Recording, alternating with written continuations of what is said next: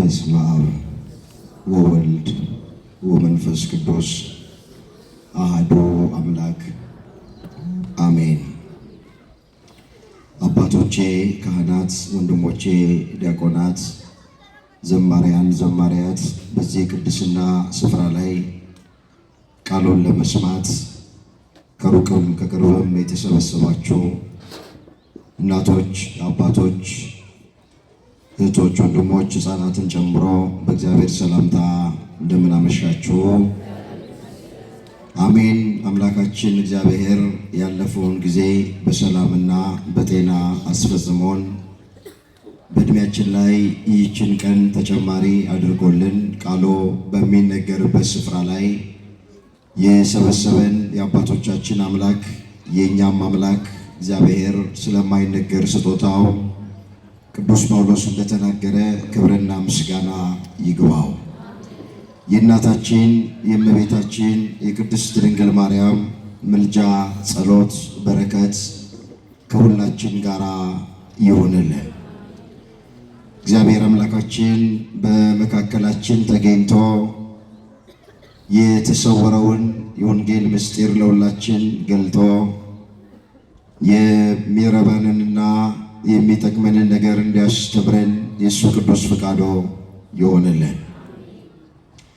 ለዛሬ እግዚአብሔር በሰጠን ጊዜና ሰዓት የምንማማርበት የትምህርታችን ርዕስ የሚሆነው የነገር ፍጻሜ ከመጀመሪያው ይሻላል የሚል ይሆናል። ይህንን ርዕስ ግልጥ እንዲያደርግልን በብሉይ ኪዳን ከተመዘገቡት ታሪኮች መካከል አንድ ታሪክ ለዛሬ እናነሳ። ጅማሬው ሳያምር የነበረን አንድ ሰው እግዚአብሔር እንዴት አድርጎ ፍጻሜውን እንዳሳመረለት፣ በዚህ ታሪክ ውስጥ ደግሞ የእያንዳንዳችንን ሕይወት እንደ መስታወት እግዚአብሔር ያሳየናል። ታሪኩ ለብዙዎቻችን እንግዳ የሆነ ታሪክ አይደለም። ከዚህ ቀደም በአንድም ይሁን በሌላ መንገድ የሰማነው ታሪክ ግን የእግዚአብሔር ቃል ማለዳ ማለዳ አዲስ ነው። ነቢዩ ኤርምያስ ሲናገር ምን ብሎ ነው የተናገረው? ቃልህ ማለዳ ማለዳ አዲስ ነው፣ ታማኝነትህም ብዙ ነው ብሎ ነው የተናገረው። የእግዚአብሔር ቃል ሁልጊዜ አዲስ ነው። ትናንት የተጽናናንበት ዛሬ የምንጽናናበት፣ ትናንት ያረፍንበት ዛሬ የምናርፍበት፣ ትናንት ጥያቄያችን የተመለሰበት ዛሬ ጥያቄያችን የሚመለስበት፣ ትናንት እንባችን የታበሰበት የእግዚአብሔር ቃል ዛሬም እንባችን የሚታበስበት፣ በማንም ሰው ይነገር መቼም ይነገር፣ ሁልጊዜም የእግዚአብሔር ቃል አዲስ ነው፣ አይሰለችም። ታሪኩ ሲጀምር እንዲህ ብሎ ይጀምራል። ኦሪት ዘፍጥረት ምዕራፍ 37 ቁጥር 1 ጀምሮ መለከተዋል። ያዕቆብም አባቱ በስደት በነበረበት አገር በከነዓን ምድር ተቀመጠ። የያዕቆብም ትውልድ ይህ ነው። ዮሴፍ የ17 ዓመት ልጅ በሆነ ጊዜ ከወንድሞቹ ጋር በጎችን ይጠብቅ ነበር ይላል። ሁላችን ታሪኩ እንደምናውቅ አብርሃም ጊዜው ቢቆይም ከሳራ ይስሐቅን ወልደዋል። ይስሐቅም እድሜው ለጋብቻ ሲደርስ ርብቃ የምትባልን ሴት አግብቶ ያዕቆብና ኤሳውን ወልደዋል።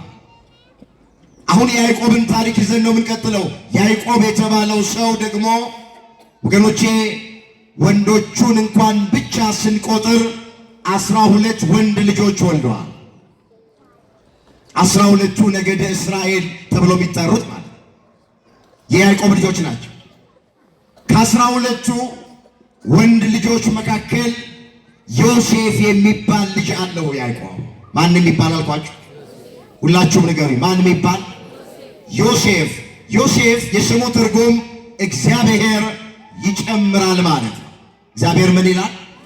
እግረ መንገድ ስም ስታወጡ ከቻላችሁ ከመጽሐፍ ቅዱስ አውጡ። የሚያንጹ ስሞች፣ ትርጉም ያላቸው ስሞች፣ እግዚአብሔር የሚከብርባቸው ስሞች አሉ። አሁን ዛሬ በጣም የሚያስደነግጡ ስሞች፣ ምንም ማያንጹ ስሞች፣ ትርጉም የሌላቸው ስሞች ብዙ ሰው ያወጣል። ወይም ስም ስናወጣ ታሪኩን አናውቅም፣ ለአጠራር ስራ ማረ ብቻ ዝም ብለው ለልጆቻቸው ስም ያወጡ ሰዎች አሉ። ልጆቹ ካደጉ በኋላ የስማቸውን ትርጉምና ታሪኩ ከመጽሐፍ ቅዱስ አኳያ ምን እንደሆነ ሲያውቁ ከወላጆቻቸው ጋር ይጣላል። አሁን ልጁን ዲና ብሎ የሚጠራ ሰው እንዴት ይኖራል? ዲና ማለት ስሙ ሊያምር ይችላል ለአፍ ሲጠራ። መጽሐፍ ቅዱስን ስታነቡ ግን የዲና ታሪክ የተበላሸ ታሪክ ነው።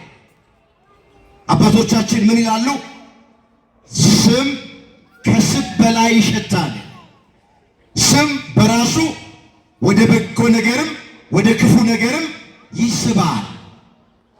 ስለዚህ ለልጆቻችን ስም ስናወጣ ትርጉም ያለው ጥሩ ታሪክ ያለው የሚያንስ እግዚአብሔር የሚከብርበት ከቻልን ከመጽሐፍ ቅዱስ ላይ ብናወጣ መልካም። አሁን ባልጠፋ ስም አሸብር ይባላል። አሁን እዚህ ውስጥ አሸብር ካለ በቃ አለቀ። እኔ አንድ ጊዜ ለአገልግሎት ወደ አንድ ገጠር እየሄድኩ ቦታውን አልነግራችሁም፣ ሰንበት ተማሪዎች ናቸው ጉባኤውን የሰሩትና ከመኪና እንደወረድን ሊቀበሉን መጡ። ስም ማን ነው ብዬ ስጠይቀው ስሜ ውቃው ይባላል። የአባት ስም ማን ነው ላሉ ደብልቅ። አሁን እናት ባልጠፋ ስም ልጇን እንዲህ ብላ ትጠራለች። ስለዚህ ዮሴፍ ማለት እግዚአብሔር ይጨምራል። እግዚአብሔር ምን ይላል? እግዚአብሔር በጎ ነገር ለሁላችንም ይጨምርልን። አሜን። ያዕቆብ ከ12ቱ ወንድ ልጆች መካከል ዮሴፍን በልዩነት ይወደዋል። ለምን ያሉ እንደሆነ በስተርጅና የወለደው ልጁ ስለነበር፣ ዓይኑ ከፈዘዘ ሰውነቱ ከደነዘዘ በኋላ ካረጀ በኋላ የወለደው ልጅ ስለሆነ ከ12ቱ ወንድ ልጆቹ መካከል ያዕቆብ አብዝቶ የሚወደው ወይም አብልጦ የሚወደው ልጁ ዮሴፍን አንድም በጣም ከሚወዳት ከራሔል 14 ዓመት ደጅ ጠንቶ ያገኘው ልጁ ስለሆነ ዮሴፍን ከልጆቹ ሁሉ ይልቅ ይወደዋል። አንዳንድ ጊዜ ቤት ውስጥ አባት የሚወደው ይኖራል፣ እናት የምትወደው ይኖራል። ይህ መጽሐፍ ቅዱስ ላይ የተመዘገበ ከፀሐይ በታች ምንም አዲስ ነገር። የመጽሐፍ ቅዱስን ታሪክ ስናጠና ዛነ ርብቃና ይስሐቅ ቤት ውስጥ ብንገባ ርብቃ የምትወደው ያዕቆብን ነበረ። ስትጠራው አቤት ስትልከው ወዴት ስለሚላል። ባል ደግሞ ይስሐቅ የሚወደው ኤሳውን ነበረ። ስለዚህ ቤት ውስጥም አባት የሚወደው ሊኖር ይችላል። አብልጦ ሁሉ ልጆችን ይወዳል፣ ግን አብልጦ የሚወደው ሊኖር ይችላል። ወይም እናት የምትወደው ሊኖር ይችላል። አሁንም ያዕቆብ ዮሴፍን እጅግ አድርጎ ይወደዋል። ለምን? በስተርጅና የወለደው ስለሆነ ከሚወዳት ከራሔል 14 ዓመት ደጅ ጠንቶ ያገኛል። ስንት ዓመት አልኳችሁ? ዛሬ አሁን የትኛው ጎረምሳ ነው 14 ዓመት ደጅ ጠንቶ ሚስት ያገኝ? ትዕግስት አለን አሁን እንደ ያዕቆብ? ዮሴፍ ራሔልን ለማግኘት ያዕቆብ 14 ዓመት ነው ደጅ ጠንቶ። እሱ ታሪኩ ሰፊ ነው፣ ወደዛ ውስጥ አልጋ በጣም ስለሚወደው የተለየች ልብስ ገዛና ለዮሴፍ አለበሰው። ያዕቆብ እንዲህ ይላል፣ ዮሴፍን ከልጆቹ ሁሉ ይልቅ የወደው ነበርና በብዙ ኅብር ያጌጠች ቀሚስ አደረገለት። ከዚህ የተነሳ ወንድሞቹ አባታቸው ከልጆቹ ሁሉ ይልቅ እንዲወደው ባዩ ጊዜ ጠሉት፣ በሰላምም ያናግሩ ዘንድ አልቻሉ። የማያምር የዮሴፍ ጅማሬ እዚህ ጋር ነው የሚጀምረው። በገዛ ወንድሞቹ ተጠላ። እሱም ልጅ ነው፣ እኛም ልጅ ነን። የተለየ ልብስ አባታችን ለምንድን ነው ለወንድማችን የሚገዛው? ከሁላችን አበልጦ እሱን ለምን ይወደዋል ብለው 11 ወንድሞቹ በዮሴፍ ላይ በጠላትነት ተነሱበት። የማያምር የዮሴፍ ጅማሬ ይሄ ነው፣ በገዛ ወንድሞቹ መጠላት።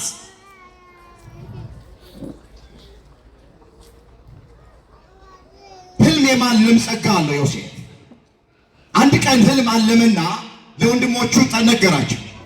በእርሻ መካከል ነዶ ስናስር አለ ዮሴፍ፣ የኔ ነዶ ቀጥ ብላ ቆመች። 11 ነዶ በእኔ ነዶ ዙሪያ ዞረው ሲሰግዱ በህልሜ ተመለከትኩ። ፍቹ ምንድነው አለ ለወንድሞቹ ነገራቸው። 11 ነዶ የተባልን እኛ 11 ወንድሞች ነን። መሃል ላይ የቆመችው ነዶ ያንተ ምሳሌ ናት። እኛ 11ዳችን ላንተ ልንሰግድ ነው እንዴ ብለው አስቀድመው ከጠሉት ጥል በላይ አብልጠው ጠሉት ይላል መጽሐፍ። የማያምሩ የዮሴፍ ጅማሬዎችን እያየን ጠሉት። በቃ ወንድሞቹ ለዓይናቸው ጠሉት። በሰላምም ያናገሩት ዘንድ አልቻሉም። የገዛ ወንድሞቹ ጠሉት። መጽሐፍ ምን ይላል? የሰው ጠላቱ የቤቱ ሰዎች ናቸው። ጠላት ከሩቅ አይመጣም። እዚህ በማቴዎስ ወንጌል ምዕራፍ 10 ቁጥር 36 ላይ የእግዚአብሔር ቃል ምን ይላል? የሰው ጠላቱ የቤቱ ሰዎች ናቸው። አቤልን የገደለው ወንድሙ ቃየን ነው። ዮሴፍን የጠሉት ኋላም የሚሸጡት ወደ ጉድጓድ የሚጥሉት እናየዋለን፣ የገዛ ወንድሞቹ ናቸው። ጌታችን መድኃኒታችን ኢየሱስ ክርስቶስን ለመስቀል ሞት አሳልፎ የሰጠው ከዋለበት የዋለ ካደረበት ያደረ የእጁን ተአምራት በዓይኖቹ የተመለከተ የቃሉን ትምህርት በጆሮቹ ያደመጠ ይሁዳ ነው። ኢየሱስ ክርስቶስን ለመስቀል ሞት አሳልፎ የሰጠው የሰው ጠላቱ የቤቱ ሰዎች ናቸው። ጠላት ከሩቅ አይመጣም። የቤተ ክርስቲያን ጠላቶች፣ የኛ ጠላቶች ወገኖቼ የቅርባችን የሆኑ ሰዎች ናቸው። በጠላትነት ተነሱ። ሌላ ህልም እንደገና አለመ ዮሴፍ። ምን አለ? በህልሜ አለ 11 ከዋክብት ፀሐይና ጨረቃ ሲሰግዱልኝ ተመለከትኩ ብሎ ለአባቱ ነገረ። አባትየው እንደዚህ አድርጎ ፈታ። 11 ከዋክብት የተባሉት 11 ወንድሞች ናቸው። ፀሐይና ጨረቃ እኔና እናትንን ሁላችን ላንተ መስገዳችን ነው እንደ ያለ አባትየው። ታሪኩ ሰፊ ነው። አንድ ቀን አገልግል አስያዘውና እስኪ ወንድሞችህ በበረሃ በምድረ በዳ በጎች እየጠበቁ ነው፣ በሰላም ናቸው ወይ? እስኪ ወሬያቸውን ይዘህ ናልኝ አለና አባቱ ያዕቆብ ዮሴፍን አገልግል አስይዞት ላከው ይላል። እሺ ብሎ ለአባቱ ታዞ አገልግል ይዞ ወደ ወንድሞቹ ጋር መጣ። ዮሴፍ ገና በሩቅ አዩት። ህልመኛ ወንድማችን መጣ። ህልሙ ሳይፈታ ደሙን ማፍሰስ አለብን፣ ነፍሱን ማጥፋት አለብን፣ መግደል አለብን፣ ሳይቀድመን እንቀድመዋለን። የገዛ ወንድሞቹ በዮሴፍ ላይ ወገኖቼ የሞት ድግስ ደገሱለት። ባጭር መቀጨት አለበት። ከፍ ካለ ካደገ በኋላ ለሱ ምን ሰግድ ከሆነ እሱ በእኛ ላይ የሚሰለጥንብን ከሆነ እንቅደመው ብለው 11 ወንድሞች ቁጭ ብለው ተማከሩ። እሱ እኮ እነሱ የሚበሉትን አገልግል ይዞላቸው እየመጣ ነው። ወርቅ ላበደረ ጠጠር ይላሉ አባቶች። ተርቧል ብሎ አባቴ ልኮኛል ብሎ የቤተ ክርስቲያን ታሪክ እንደሚነግረን ዮሴፍ አገልግሉን ይዞ በሚሄድበት ጊዜ ተራበ ይላል። ነገር ግን በተራበ ጊዜ እንኳን ከነሱ አገልግል ላይ አልበላም፣ አልተጠቀመም። ታማኝነቱን ተመልከቱ። እነሱ ክፉ ነው የሚያስቡበት፣ እነሱ ሊገሉት ነው የሚያስቡት። እሱ ግን ለነሱ ከያዘው አገልግል እንኳን አልቀምስም ብሎ መልእክቱን እስኪያደርስ ድረስ እነሱን በናፍቆት ነበር የሚጠብቃቸው። እነሱ ግን የሞት ድግስ ደግሰውለት ነበር። ከመካከላቸው አንደኛው ሮቤል የሚባለው የበኩር ልጅ ለወንድሞቹ እንደዚህ አለ፣ ወንድማችንን ገለን በኋላ በደሙ ከምንጠየቅ ዝም ብለን ጉድጓድ ውስጥ ብንጥለው አይበቃም ወይ? ልጅ እኮ ነው፣ ወንድማችን እኮ ነው። ለምን ደሙን እናፈሳለን? ለምን ነፍሱ እናጠፋዋለን? ጉድጓድ ውስጥ እንጣለዋል። ሮቤል ይሄን ያለበት ምክንያት መጽሐፉ ምን ይላል? እነሱ ዘወር ሲሉ ከጉድጓድ ውስጥ አውጥቶ ወደ አባቱ ወደ ያዕቆብ ሊልከው ፈልጎ አንግደለው፣ ጉድጓድ ውስጥ እንጣለው አለ ሮቤል። እሺ ተባባሉና ለአባታችን ግን ምንድነው ማለት የሚገባን አሉ። ልብሱን በደም ለውሰን ነክረን የምትወደው ልጅህ ሞቷል፣ እርምህን አውጣ ብለን ለያዕቆብ እንልካለን አሉት።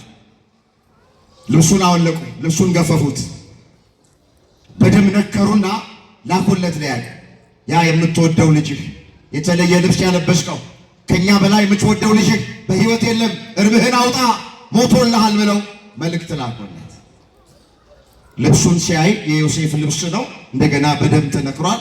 በቃ ክፉ አውሬ አግኝቶት በልቷል አለና ሐዘን ቁጭ አለ ያዕቆብ። እዚህ ጋር የምናየው አንድ ምስጢር አለ።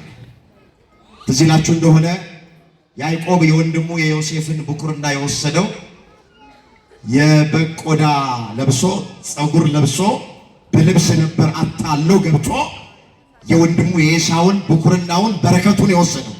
እዛ ጋር በልብስ አታለው ነበር ያዕቆብ። እንደገና መልሶ የገዛ ልጆቹ በልብስ አታለሉት። ሰው የዘራውን ያጭዳል፣ ሰው የእጁን ያገኛል።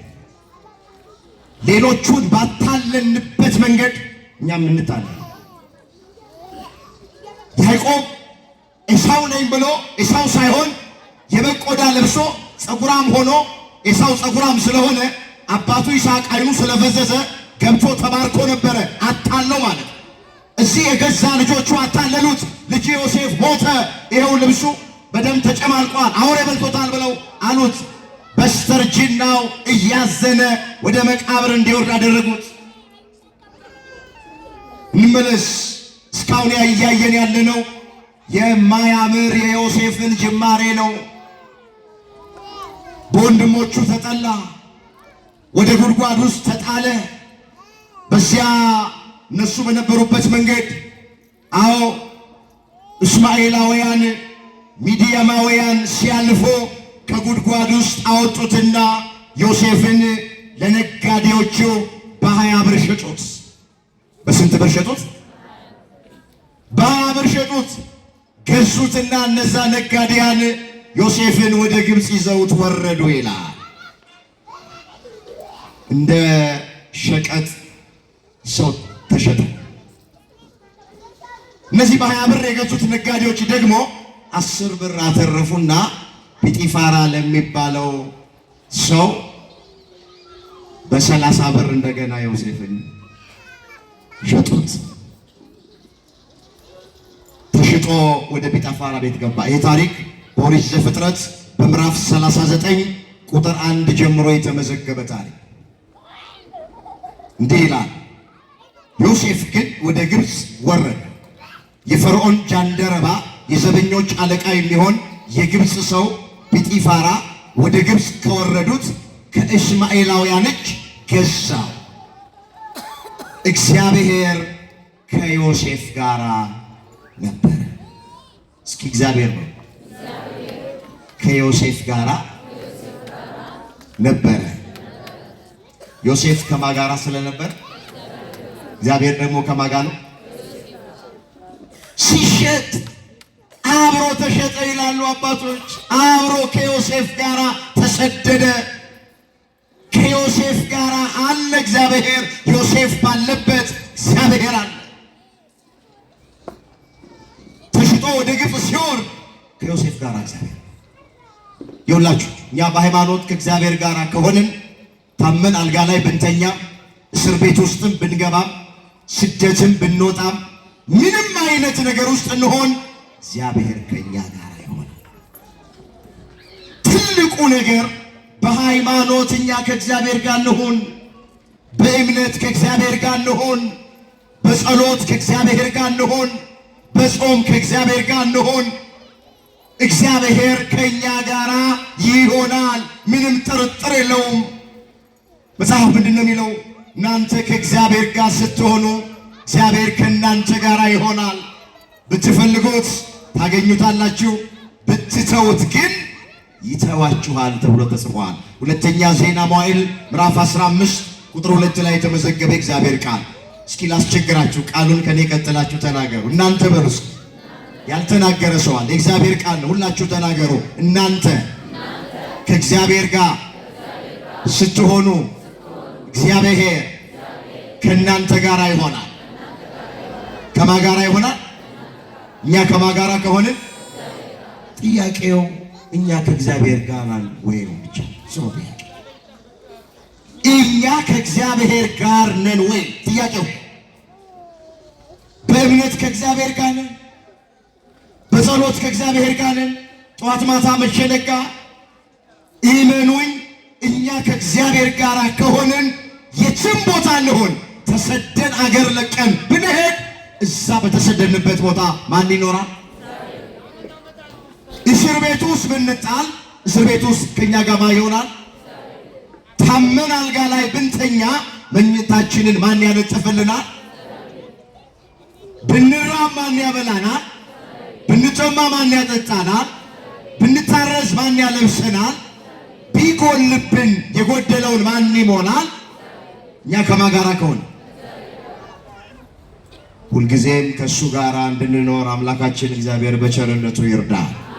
ይኸውላችሁ የጸሎት ሕይወት ካለን በደንብ አድርጋችሁ ስሙኝ፣ ከእግዚአብሔር ጋር ነን ማለት መቼም እዚህ ቅዳሴ የምናስቀድስ ከሆነ ወገኖቼ ከእግዚአብሔር ጋር እንዲህ ባለ ጉባኤ ቁጭ ብለን ቃሉን የምንሰማ ከሆነ ከእግዚአብሔር ጋር እግዚአብሔርን በፍጹም ልባችን፣ በፍጹም ነፍሳችን፣ በፍጹም ኃይላችን የምናምነው ከሆነ ከእግዚአብሔር ጋር ከእግዚአብሔር ጋር የምንሆንባቸው መንገዶች በርካታ ናቸው። እንዳትረሱ።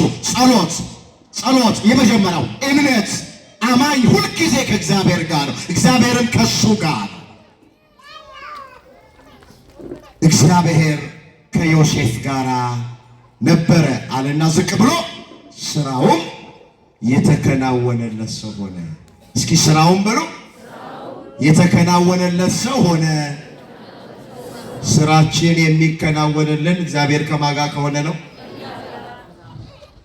የምንሰራው ስራ የሚከናወንልን ስለኛ ቅልጥፍና አይደለም፣ ስለ ትምህርት ዝግጅታችን አይደለም፣ ስለተጨነቅን አይደለም፣ ስለኛ መውጣት መውረድ አይደለም። ትምህርት አያስፈልግም፣ አልወጣንም። ያስፈልጋል ትምህርት ብቻውን ግን ወገኖቼ፣ ቅልጥፍና ብቻውን ግን እግዚአብሔር ከኛ ጋር ካልሆነ በፍጹም አይከናወንም። ተምረን ቁም ነገር መድረስ የምንችለው፣ ነግደን ማስረፍ የምንችለው፣ ሮጠን መቅደም የምንችለው፣ አስበን ማሳካት የምንችለው እግዚአብሔር ከኛ ጋር ከሆነ ብቻ ነው። ያለ እግዚአብሔር ምንም ማድረግ አንችልም። መጽሐፍ እንደዚህ ይላል፣ ያለ እኔ ምንም ልታደርጉ አትችሉም። ወጥቶ መግባት በእግዚአብሔር ነው። ተቀምጦ መነሳት በእግዚአብሔር ነው። አጭቶ ማግባት በእግዚአብሔር ነው። አግብቶ የተባረከ ልጅ መውለድ በእግዚአብሔር ነው። ሁሉም በእግዚአብሔር ነው። የዮሐንስ ወንጌል ምዕራፍ 15 ቁጥር 5 ላይ የተመዘገበ እግዚአብሔር ቃል ያለ እኔ ምንም ልታደርጉ አትችሉም።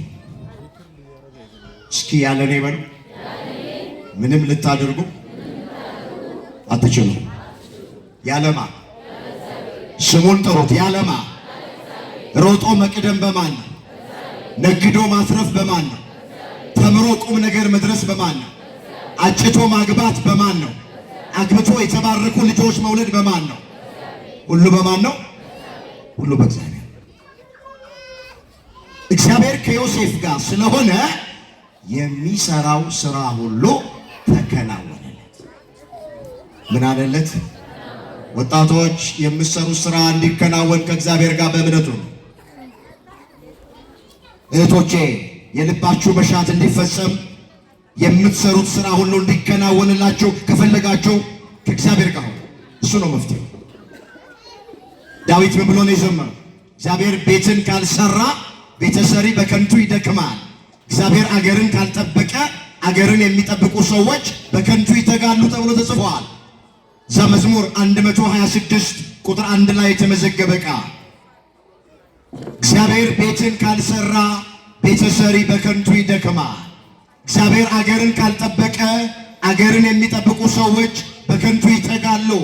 ሁሉ የሚሆነው በማን ፈቃድ ነው? በእግዚአብሔር ፈቃድ የሚሰራ ሁሉ ተከናወነለት። እንመለስ ወደ ቀደመ ነገራችን። በግብፃዊው ጌታም ቤት ነበረ። ጌታውም እግዚአብሔር ከእርሱ ጋር እንዳለ እርሱም የሚሰራ ሁሉ እግዚአብሔር በእጁ እንዳከናወነለት አየ። ዮሴፍም በጌታው ፊት ሞገስ አገኘ። ምን አገኘ? ሞገስ አገኘ። በቤቱ ላይ ሁሉ አሰለጠነው። ጲጢፋራ ዮሴፍ ሾመው። ያላንተ ፈቃድ ሚገባ ሚወጣ ነገር የለም ብሎ ከሚስቱ በስተቀረ ይሄ ንጉሥ ሁሉን ለዮሴፍ አሳልፎ ሰጠ። አንድ ቀን ዮሴፍ ከቤት ሲወጣ ሲገባ የዚህ ንጉሥ ሚስት አየችውና በሐጸት ዝሙት ተነደፈች ይላል። ሌላ ፈተና ሲወጣ ባቱን ሲገባ ደረቱን ይላሉ አባቶች። ዮሴፍን አየችውና አብረኸኝ ተኛ፣ ፈቃዴን ፈጽምልኝ አለች። እጅግ ውብና መልከ መልካም ሰው ነበረ። ከራስ ፀጉሩ እስከ እግር ጥፍሩ ድረስ ውብ ነበረ። መልከ መልካም ልጅ ነበረ ዮሴፍ። መልኩ ያማረ ነው፣ ጠባዩ ያማረ ነው። እግዚአብሔርን የሚፈራ ነው፣ እግዚአብሔርን የሚያውቅ ነው። ሁለቱንም ውበት አስተባብሮ የያዘ ሰው ነው ዮሴፍ። ታውቃላችሁ አንዳንዶቻችን ስጋዊ ውበት ቢኖረን መንፈሳዊ ውበት ግን ብዙዎቻችን የለን። ውጫዊ ውበት ያላቸው ብዙ ሰዎች ውሳጣዊ ውበታቸውን ስታዩ ባዶ ይሆናሉ። እግዚአብሔርን ማያውቁ ናቸው። መንፈሳዊነት ማይገባቸው ናቸው። ቤተ ክርስቲያን መምጣት ኋላ ቀርነት ይመስላቸዋል። መጾም፣ መጸለይ፣ ማስቀደስ ጊዜ የሌላቸው ሰዎች መሰብሰቢያ ይመስላቸዋል። ቤተ ክርስቲያን መሄድ በውጭ ስትዋቸው ስጋዊ ውበት ሊሆናቸው ግን ይችላሉ። ዮሴፍ በውስጡም ውብ ነው፣ ልቡ ውብ ነው፣ በውጭም በስጋውም ውብ ነው። እግዚአብሔር ሁለቱንም ውበት ለሁላችን ያድለን። እቺ ሴት ውበቱን አየችና በውበቱ ተሸነፈች።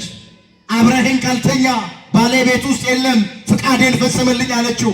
ሰው ባለው ነገር ይፈተናል። ዮሴፍ ባለው ነገር ተፈተነ። እህቶቼ ምንድን ነው ፈተናችሁ? ወንድሞቼ ምንድን ነው ፈተናችሁ? አንዳንድ ጊዜ ውበት ፈተና ይሆናል። አንዳንዴ ስልጣን ፈተና ይሆናል። አንዳንዴ እውቀት ፈተና ይሆናል። ሰው ባለው ነገር ይፈተናል። ዮሴፍ በውበቱ ምክንያት ፈተና መጣ። ቅዳለችው በቃ አብረኸኝ ተኛ አለች። ፍቃዴን ፈጽም፣ ወድጄሃለሁ፣ ቤቴ ውስጥ ባል የለም፣ ማንም ሰው የለም አለች። ዮሴፍ እንደዚህ አላት፣ ሰው ባይኖር እግዚአብሔር አለ አላት።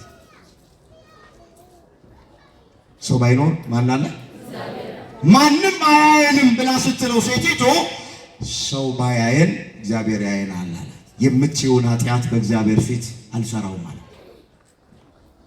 እስኪ የምትይውን ኃጢአት ነው የምትይውን ኃጢአት በእግዚአብሔር ፊት አልሰራውም። በማን ፊት? የዮሴፍ አይኖች ማንን አሻግረው አዩ? ንገሪ ማንን አዩ? እኛ እኮ አንድ ኃጢአት ለመስራት አንድ ክፉ ነገር ለማድረግ ሰው አየኝ አላየኝ ነው ምንለው? ጨለማን ነው የምንመርጠው። ጨለማ ውስጥ የገባን እንደሆነ እዛ ውስጥ የምንሰራውን ኃጢአት እግዚአብሔር የማያይ ይመስለን ብዙዎች ነን። ከመጋረጃ በስተጀርባ የምንሰራውን ኃጢአት እግዚአብሔር ማያይ ይመስለን ብዙዎች አለን። አካባቢ የቀየርን እንደሆነ፣ ሰፈር የቀየርን እንደሆነ፣ ሀገር የቀየርን እንደሆነ እዛ የምናደርገውን ክፉ ነገር እግዚአብሔር የማያይ የሚመስለን ሰዎች አሉ። ግን ዮሴፍ አይኖቹ የሚገርሙ ናቸው። ሰው የለም ስትለው ቤት ውስጥ አንቺ ሰው ባይኖር እኮ እግዚአብሔር አለ። በአይናችንም ባናይ ሰው አያየንም፣ ማንም ሰው አያየንም። ሰው ባያየን እግዚአብሔር ያየናል። የምትይውን ኃጢአት በአምላኬ በእግዚአብሔር ፊት አልሰራውም አለ። የጥበብ መጀመሪያ ማንን መፍራት ነው? ዮሴፍ እግዚአብሔርን ፈራ። እግዚአብሔር ይህን ጥበብ ለሁላችንም ይስጠን። በዚህ በመጽሐፈ ምሳሌ ምዕራፍ 1 ቁጥር 7 ላይ የጥበብ መጀመሪያ እግዚአብሔርን መፍራት ነው ተብሎ ተጽፏል። የመንፈሳዊውም ጥበብ የዓለማዊውም ጥበብ መጀመሪያ እግዚአብሔርን መፍራት። እግዚአብሔርን መፍራት የሌለበት የቱም አይነት ጥበብ ከንቱ ነው። መንፈሳዊ ጥበብ ቢኖረን ጥሩ አድርጎ የመስበክ፣ ጥሩ አድርጎ የመዘመር፣ ጥሩ አድርጎ የመቀደስ፣ ጥሩ አድርጎ ቅኔ መቀኘት፣ ጥሩ አድርጎ ከበሮ የመምታት ጥበብ ኖሮን እግዚአብሔርን ማንፈራ ከሆነ ጥበብ መንፈሳዊ ከንቱ ነው። የጥበብ መጀመሪያ ማንን መፍራት ስለሆነ ደግሞ ዓለማዊ ጥበብ ኖሮን የሂሳብ፣ የፊዚክስ፣ የኬሚስትሪ መንኮራኩር የማምጠቅ ጨረቃ ላይ ቤት የመስራት 4-5 ቋንቋ የመናገር ጥበብ ኖሮን እግዚአብሔርን ማንፈራ ከሆነ ዓለማዊውም ጥበብ ከንቱ ነው ይለዋል መጽሐፍ። የጥበብ መጀመሪያ ማንን መፍራት ስለሆነ አምላካችን እግዚአብሔር እሱን የሚፈራ ልብ ለሁላችንም ያድል። ይኸውላችሁ አሁን ትውልዱ እግዚአብሔርን ስለማይፈራ ነው ይህንን ወንጀል አሁን አይናችን የሚያየው ጆሮአችን የሚሰማው ወንጀል የሚፈጸመው። ትውልዱ እግዚአብሔርን አልፈራ ስላለ ነው። እግዚአብሔርን የማይፈራ ትውልድ ለሕገ መንግሥት መገዛት አይችልም። እግዚአብሔርን የማይፈራ ትውልድ ለፖሊስ ሊታዘዝ አይችልም። ይኸውላችሁ ለአሁን ለሀገራችን ለኢትዮጵያ የሚያስፈልገው ፈሪሃ እግዚአብሔርን ማወቅ መማር። ፈሪሃ እግዚአብሔር ያለው ሰው ለትዳሩ ታማኝ ነው። እግዚአብሔርን የሚፈራ ባል ለቃል ኪዳን ሚስቱ ታማኝ ነው። እግረ መንገድ ሚስቶች ባል ስትመርጡ ስታጩ ምን አለው ብላችሁ አትመሩ። የሚቀድመው ነገር እሱ አይደለም። እግዚአብሔርን ያውቃል ወይ? እግዚአብሔርን ይፈራል ወይ? ለእግዚአብሔር ከሆነ ላንቺ ይሆንሻል፣ ለእግዚአብሔር ካልሆነ ላንቺ አይሆንሽም። አሁን የኛ መስፈርታችን ቤት ሰርቷል ወይ? መኪና ገዝቷል ወይ? ቤት ያለው ባል ከተገኘ ጥሩ ነው፣ ማን ይጠላል? ቤት ሰርቶ እሱ ካልተሰራ ምን ይጠቅምሻል? መኪና ገዝቷል። መኪና ያለው ባል ከተገኘ ጥሩ ነው፣ መኪና ገዝቶ ራሱን ካልገዛ ምን ይጠቅምሻል? እዛም የሚልከሰከስ ከሆነ በዝሙት የሚረክስ ከሆነ ለቃል ኪዳን ሚስቱ ማይታመን ከሆነ ምን ዋጋ አለው? ቁሳቁስ ብር ኖሮት ወርቅ ኖሮት እግዚአብሔር ከሌለው እግዚአብሔርን ማይፈራ ከሆነ ምን ይጠቅምሻል? ስለዚህ ሁላችሁ መስፈርታችን ፈሪሃ እግዚአብሔር፣ እሱን የሚፈራ ልብ እግዚአብሔር ለሁላችን በቸርነቱ ያድል። የምትችውን ኃጢአት በእግዚአብሔር ፊት አልሰራውም ማለት ማን ስለፈራ ነው? እግዚአብሔርን የሚፈራ ሰው ነጋዴውም ታማኝ ይሆናል፣ ባልም ታማኝ፣ ሚስትም ታማኝ። ወገኖቼ ሁሉም ሰው ታማኝ መሆን የሚችለው ፈሪሃ እግዚአብሔርን የሚያውቀው ነው። እሱን የሚፈራ ልብ እግዚአብሔር ለሁላችን በቸርነቱ ያድል። እምቢ አላት፣ በቃ አልፈጽምም ማለት። ታሪኩ እንደምናውቅ እምቢ ሲላት አንድ ቀን ጠበቀችና ተጠመጠመችበት ይላል። አስገድዳ እንትን ልትል ማለት ነው። ተጠመጠመችበት፣ ፍቃዴን ፈጽምልኝ ብላ ስትጠመጠምበት ልብሱን አወለቀና ሮጦ ከቤቱ ወጣ ይላል። አሁን ወጣቶች እንደዚህ አይነት አጋጣሚ ቢገኝ እንኳን ዘንቦብሽ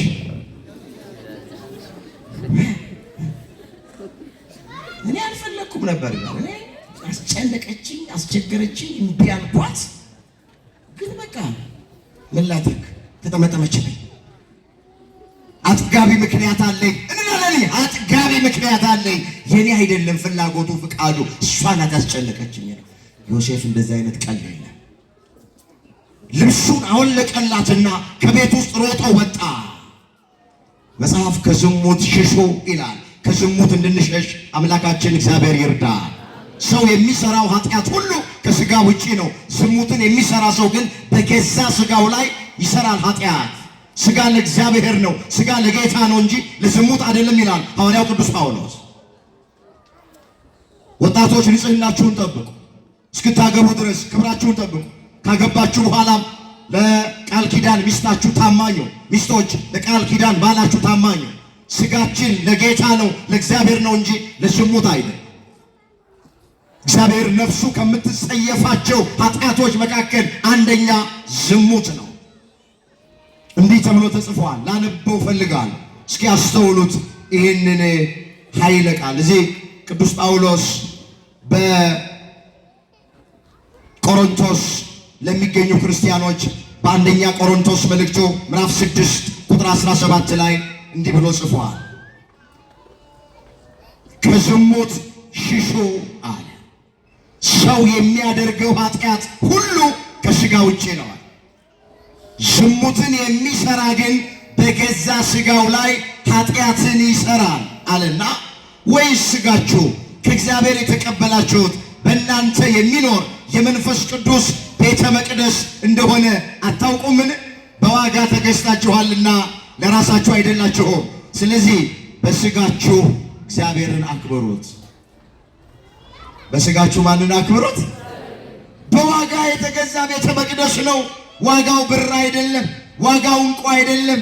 ዋጋው ክርስቶስ ሥጋውን ቆርሶ ደሙን አፍስሶ በዋጋ ተገዝተናል። ባካችሁ ይሄ ቤተ መቅደስ የእያንዳንዳችን ቤተ መቅደስ በዋጋ የተገዛ ነው፣ ዋጋ የተከፈለበት ነው። ስለዚህ ቤተ መቅደሳችንን ከዝሙት እንጠብቀው፣ በዝሙት አናቆሽሸው፣ በንጽህና እንያዘው። ዮሴፍ የምትሆን ዝሙት በእግዚአብሔር ፊት አልሰራውም ብሎ ልብሱን ጥሎላት ወጥቶ ከቤት ርቆ ሸሽቶ ሄደ ይላል። ስንቶቻችንን ቤተ መቅደስ የተባለ ሰውነታችን ዋጋ እንደተከፈለበት ምናውቅ? መቼስ ሰው ታውቃላችሁ ዋጋ የተከፈለበትን ነገር ያከብረዋል። አሁን ሰው በስጦታ መልክ ውድ ዋጋ ወጥቶ ይገዛልን የአንገት ሐብል፣ የእጅ አምባር፣ ስልክ ወይም በጣም የምንወደው ልብስ ካለ ዋጋውን ካወቅ ነው። አንቺ ይሄን ሽቶ የገዛውልሽ በዚህ ዋጋ ነው ካለን፣ ይሄንን ወርቅ፣ ይሄን ቀለበት፣ ይሄን የጆሮ እንትን የገዛውት በውድ ዋጋ ነው ካሉን ሰዎች ስለተከፈለለት ዋጋ ብለን ዕቃውን እናከብረዋል። ሰውነታችን ክርስቶስ ዋጋ ከፍሎበታል። ባካችሁ እህቶቼ፣ ወንድሞቼ በኃጢአት አናቆሽሸው። አንተ ለዕቃ የምንሰጠውን ክብር፣ ጓደኛችን ለሰጠን ዕቃ የምንሰጠውን ክብር ቤተ መቅደስ ለተባለ ሰውነታችን ለምንድን ነው ክብር ማንሰጠው? ለምንድን ነው በስካር የምናቆሽሸው? ለምንድን ነው በዝሙት የምናቆሽሸው? ለምንድን ነው በሐሜት፣ በተንኮል፣ በምቀኝነት፣ በዘረኝነት ለምንድን ነው የምናቆሽሸው? መቅደሳችንን ዋጋ የተከፈለበት መቅደስ ነው። ክርስቶስ ሥጋውን ቆርሶለታል፣ ደሙን አፍስሶለታል፣ ውድ ዋጋ ከፍሎለታል። በዋጋ ተገዝታችኋል ማለት ይሄ ነው። ይመለስ ዮሴፍ አልሰራም ብትይውን ኃጢአት አልሰራም። ከዚህ በኋላ አልሳካልሽ ሲላት ሴቲቱ ጮኸች፣ ድምጿን ከፍ አድርጋ ጮኸች። ወታደሮቹ መጡ። ቤተ መንግስት ውስጥ ነው ያለችው፣ የንጉሥ ሚስት ናት። ምን ሆነሻል አላት። ይሄ ምናምንቴ ዕብራዊ ከትቢያ ከአፈር ባሌ አንስቶ ቤተ መንግስት ቢገባ ሆዱ ሲሞላ ደረቱ ሲቀላ የባሌን ቤት አለመኖር አየና ካልደፈርኩሽ ብሎ ተነሳብኛለች። ጅራፍ ራሱ ገርፎ ራሱ ጮኸ። ፍቃዱ የራሷ ሆኖ ጥያቄው የራሷ ሆኖ ፍቃዴን ካልፈጸም ያለችው እሷ ሆኖ አልሳካ ሲላት ግልብጥ አለችና ካልደፈርኩሽ ብሎ ተነሳለች። እሱ ስደተኛ ነው፣ የሰው ሀገር ሰው ነው። እሷ የንጉሥ ሚስት ናት። ከእሱ ይልቅ እሷን አመኗትና ወታደሮቹ በላሉ እጅና እግሩን አስረው ነገሩ እስኪጣራ ድረስ ብለው ወደ ወህኒ ቤት ወረወሩት። ሌላኛው የማያምር የዮሴፍ ጅማሬ። ያለ ወንጀሉ እንደ ወንጀለኛ ተቆጠረ፣ ያለ በደሉ እንደ በደለኛ ተቆጠረ። እስር ቤት ውስጥ ተጣለ። ከሱ ይልቅ እሷ የምትናገረው ተሰማ። ታማኝ ሆና ተቆጠረች። አንዳንዴ ይህንን እናያለን በዓይናችን፣ ይህን እንሰማለን በጆሮአችን። እውነት ይዘን እያለቀስን እያነባን እኔን አድምጡኝ፣ እኔን ስሙኝ፣ እውነት ያለው እኔ ጋ ነው ስትሉ በሆነ ነገር ከእናንተ የተሻሉ የሆኑ ሰዎች ውሸትም አድርገው እነሱ ይታመናል። ተገፋ፣ በግፍ እስር ቤት ውስጥ ገባ፣ ታሰረ። አባቶቻችን ምን ይላሉ? እስረኞች ሁሉ ወንጀለኞች አይደሉም ይላሉ። እስረኞች ሁሉ ምኖች አይደሉም። ምን ይሆን ዮሴፍ አሁን ምን የሚያሳስር ነገር አለው? ምን ወንጀል አለ? ዝሙት አልሰራም ያለ፣ ንጽህናዬን አላጎድፍም ያለ፣ በእግዚአብሔር ፊት ነውር አላደርግም ያለ። ይሄ የሚያሾም ነው፣ ይሄ የሚያሸልም ነው፣ ይሄ ማዕረግ የሚያሰጥ ነው፣ ይሄ ክብር ነበረ። ግን እንደ ወንጀል ተቆጠረበትና ለወህኒ ተላልፎ ተሰጠ። ዓለም እንደዚህ ናት። ዓለም ፍትህ የላት። የሚፈቱትን ታስራለች፣ የሚታሰሩትን ትፈታለች። ከዓለም ፍትህና ዳኝነት አትጠብቁ። እውነተኛ ዳኛ ማን ብቻ ነው? ንገሪ፣ ማን ብቻ? ፍትህ የሚሰጠው ማን ነው? ፊት አይቶ የማያዳላው ማን ነው? በቅንነት የሚፈርደው ማን ነው? እውነተኛው ዳኛ ማን ነው? አመስግኑት። እግዚአብሔር ነው። ክብር ምስጋና ለእሱ። እግዚአብሔር እስር ቤት ውስጥ ገባ። እንመለስ። እነዚህ እያየን ያለናቸው ማያምሩ ናቸው። ልክ እስር ቤት ውስጥ ሲገባ መጽሐፍ የሚለው ምንድን ነው? እግዚአብሔርም በእስር ቤት ውስጥ ከዮሴፍ ጋር ነበር ይላል። ከማን ጋር ነበር? ሲሰደድ አብሮ ይሰደዳል። እግዚአብሔር ሲታሰር አብሮ ይታሰራል። እስር ቤት ውስጥ አብሮ ነበረ። በእስረኞቹ ፊት እግዚአብሔር ለዮሴፍ ሞገስ ሆኖ ይላል። እግዚአብሔር በጠላቶቻችን ፊት ለሁላችንም ሞገስ ይሁን። ሞገሳችን ማን? መስክሩ። ሞገሳችን ማን? እግዚአብሔር ሞገስ ሆነው ይላል። እዛ እስር ቤት ውስጥ ቆየ። 2 ዓመት ነው የታሰረው። ስንት ዓመት? ባላየው ነገር፣ ባልሰማው ነገር፣ ባልፈጸመው ወንጀል፣ ባላደረገው ነገር ንጽህናውን በጠበቀ ኃጢአት አልሰራም ስላለ 2 ዓመት በግፍ ታሰረ። አንዳንድ ጊዜ በሕይወታችን እንዲህ ሊገጥመን ይችላል። ወንጀል ሳንሰራ፣ ሕግ ሳንተላለፍ፣ ወገኖቼ ኃጢአት ሳይገኝብን ለክፉ ነገር ተላልፈን እንሰጥ እንችላለን። እንዳትደነቁ። ኢየሱስ ክርስቶስ በመስቀል ላይ የተሰቀለው፣ ጎኑን በጦር የተወጋው፣ እጆቹን በሚስማር የተቸነከረው ኃጢአት ሰርቶ አይደለም፣ ወንጀል ተገኝቶበት አይደለም። ንጹሐ ባህሪ ነው። ሲሰድቡት መልሶ ያልተሳደበ ነው። መከራ ሲያደርሱበት ያልዛተ ነው። ነገር ግን እንደ ክፉ አድራጊ ቆጥረውት በመስቀል ላይ ሰቅለውታል። በሚስማር ቸንክረውታል። የሸዋ አክሊል ደፍተውበታል። ሥጋው አልቆ አጥንቱ እስኪታይ ድረስ 6666 ጊዜ በጅራፍ ገርፈውታል። አንዳንድ ጊዜ በሕይወታችን እንደዚህ ይሆናል። ዓለም ፍፄ ናት። ታሰረዘ እስር ቤት ውስጥ ያለ ወንጀሉ ጭብጥ ኩርምት ብሎ 2 ዓመት። ስንት ዓመት? 2 ዓመት። ላሳጥር ታሪኩን ወደ ምፈልገው ነገር ልምጣ እና እዛ እስር ቤት ውስጥ ሳለ አሁን 2 ሰዎች፣ አንዱ የጠጅ አሳላፊ ነው፣ ሁለተኛው የእንጀራ አሳላፊ ነው። ህልም አዩና ለዮሴፍ መተው ነገሩት። ሁለቱንም ህልማቸውን ፈታላቸው። አንደኛው ምን አለው? ከ3 ቀን በኋላ ትፈታለህ፣ ወደ ቀድሞ ስራ ትመለሳለህ። አንደኛውን አንተም ከ3 ቀን በኋላ ትፈታለህ፣ ነገር ግን በአደባባይ ላይ ንጉሱ ያሰቅልሃል። አንተ የምትፈታው ወደ ቀድሞ ስራ ልትመለስ፣ አንተ ግን ያሳዝነው የምትፈታው በአደባባይ ንጉሱ ሊያሰቅል ነው ብሎ የሁለቱንም ህልም ፈታ። የጠጅ አሳላፊው ነው ወደ ቀድሞ ስራ ትመለሳለህ ከ3 ቀን በኋላ ብሎ ይፈታለት። ግን ምን አለው? ከተፈታ በኋላ እኔ በግፍ ስለታሰርኩኝ ያለ ወንጀል ስለሆነ ወደ ወህኒ የተጣልኩት ለንጉሱ ንገርልኝና ከስራቴ አስፈታኛል። ከስራቴ ምን በለ? ለማን ንገርልኝ? ዮሴፍ በእግዚአብሔር ላይ ተስፋ ማድረጉ ትቶ አሁን በዚህ በጠጅ አሳላፊው ላይ ተስፋ አደረገ። ንገርልኝ ሄደ ለንጉሱ። ያለ በደል እኔ የታሰርኩት መታሰር አይገባኝም ነበረ። ይኸው 2 ዓመት ሊሆኔ ነው። ስለዚህ እንዳትረሳኝ አስበኝ አደራ ብሎ ያንን ጠጅ አሳላፊ ተስፋ አደረገ። ሰዎችን ተስፋ አታድርጉ። ተስፋችን ማን? ንገሩኝ፣ ማን ነው ተስፋችን? ሰው ቢያምኑት ይከዳል።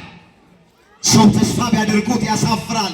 ሰው ቢደገፉት ይሰበራል። ሸምበቆ ነው ቢያምኑት ማይከዳ፣ ተስፋ ቢያደርጉት የማያሳፍር የድንግል ልጅ አማኑኤል ነው። ክብር ምስጋና ለስሙ ይሁን። እሱ ነው ቢታመን። ዝቅ ብሎ ስታነቡት ምን ይላል? የጠጅ አሳላፊው ግን ዮሴፍን አላሰበውም፣ ረሳው ይላል። ምን አደረገው? ሰው ይረሳናል። ማይረሳን ማይዘነጋን አምላካችን እግዚአብሔር የገዛ ወንድሞቻችን ሊረሱን ይችላል። አያደርስ ነው። እህታችን ልትረሳን ትችላለች። የወለደ አባት የወለደች እናት ልትረሳ ትችላለች። ባልንጀራችን ጓደኛችን ሊረሳን ይችላል። በሰው እንዳትታመኑ፣ ሰውን ተስፋ እንዳታደርጉ። ምን አለ ዳዊት? በሰው ከመታመን በእግዚአብሔር መታመን ይሻላል።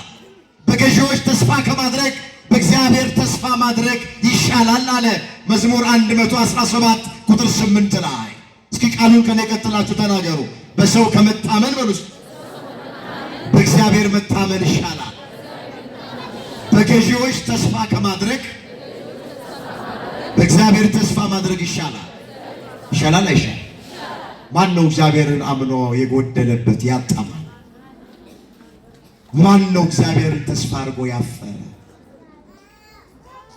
እግዚአብሔር ቢያምኑት ባካችሁ አይከዳም። እግዚአብሔር ተስፋ ቢያደርጉት አያሳፍርም። አይናችሁን ከሰው ላይ አንሱ። እግዚአብሔር ተስፋ አለት መጽሐፍ የሁሉም አይን አንተን ተስፋ ያደርጋል፣ አንተም እጅህን ትከፍታለህ፣ ምግባቸውንም በየጊዜው ትሰጣቸዋለህ አለ ዳዊት። እዚህ ዳዊት መዝሙር 144 ቁጥር 15 ላይ የተመዘገበ ቃል የሁሉም አይን አለ አንተን ተስፋ ያደርጋል፣ አንተ እጅህን ትከፍታለህ፣ ሥጋ ለለበሰ ሁሉ ምግባቸውን በጊዜ ትሰጣቸዋለህ። እሱን ተስፋ እያደረገ እንድንኖር አምላካችን እግዚአብሔር ይርዳል።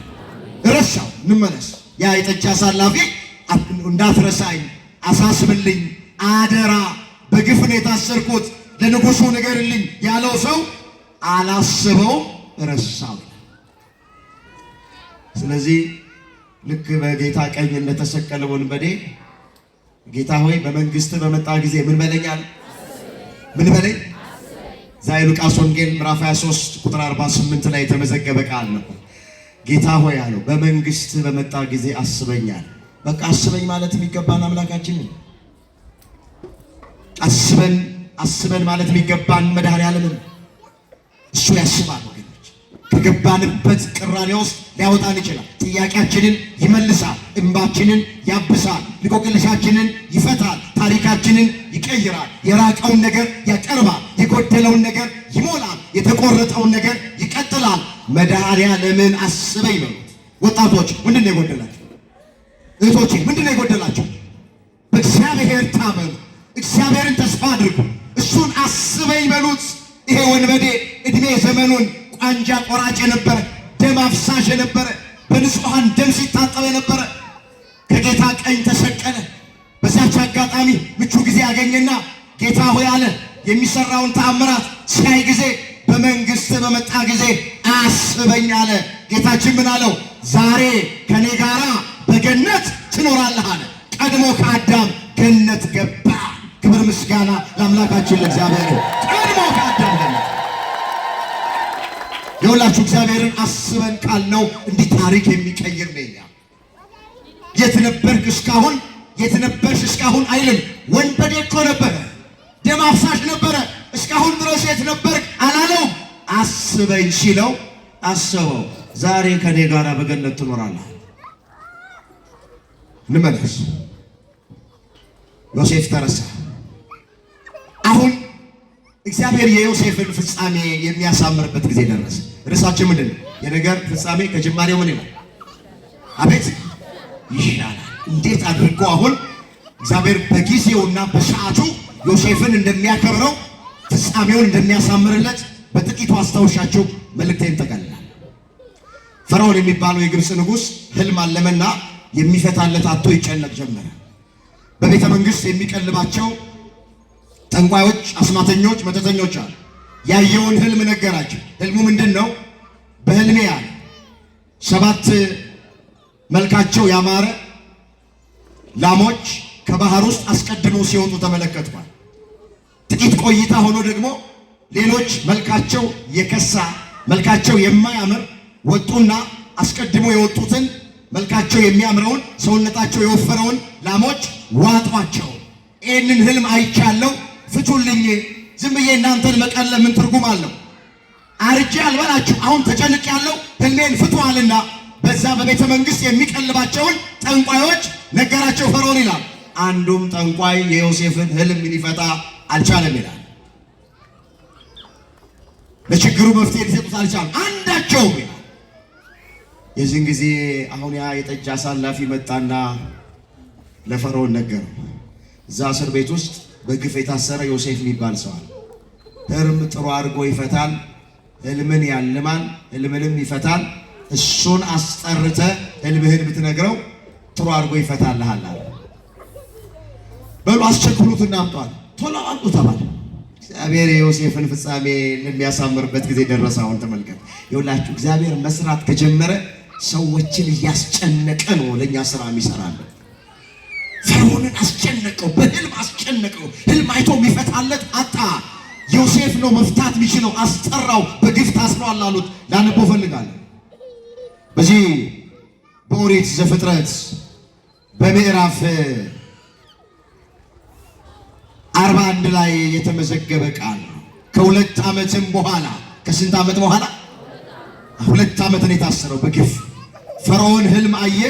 እነሆም በወንዝ ዳር ቆሞ መልካቸው ያማረ ስጋቸው የወፈረ 7 ላሞች ከወንዙ ወጡ፣ በውሃ ዳርም በመስክ ይሰማሩ ነበር።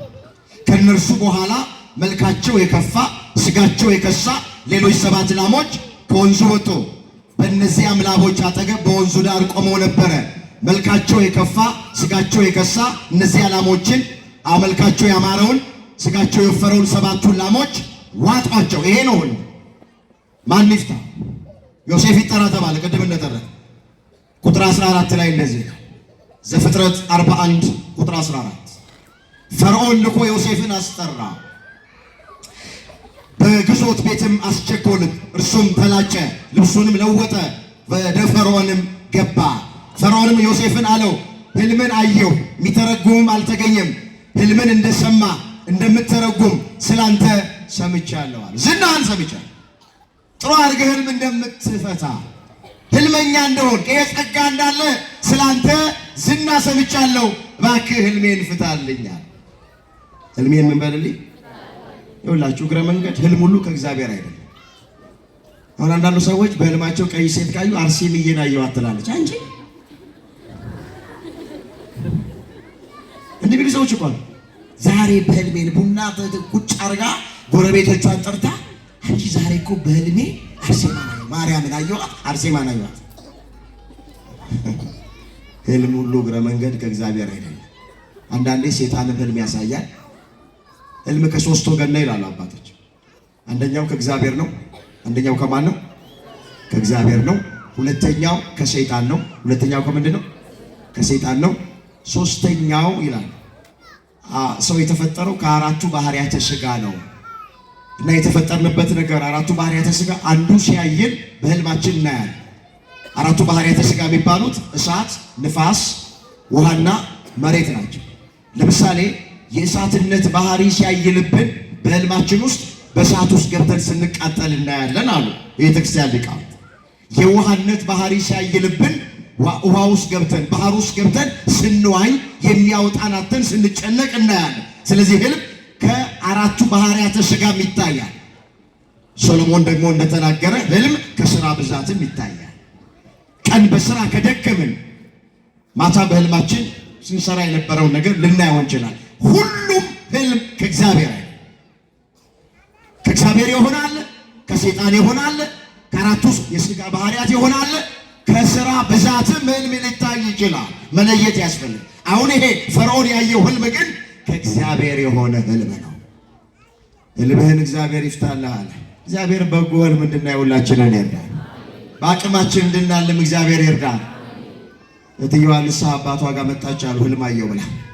እስኪ እናንሳት እቺን ሴት ምንድን ነው ያየሽው ሲሏት፣ በህልሜ አለች ልብሰ ተክህኖ ለብሼ ሞጣይት ደርቤ ጥምጥም ጠምጥሜ የወርቅ ጽና ይዤ ቤተ መቅደሱን ሳጥን አየሁ አለች ሴትየዋ። የንስሐ አባቷ ደነገጡና እስኪ ድገሚ አሏት።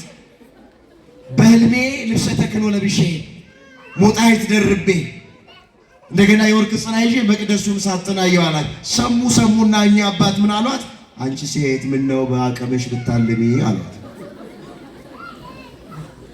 በምንሽ? በአቅማችን እንድናለም እግዚአብሔር ይርዳል። ህልም ሁሉ ከእግዚአብሔር አይደለም። ይሄ ህልም ግን ከእግዚአብሔር። ምን አለው ፈርዖን ለማነው ዮሴፍ? እኔ ህልምህን አልፈታልህም፣ ህልምህን የሚፈታልህ እግዚአብሔር ነው ማለት። ማን ነው የሚፈታልህ?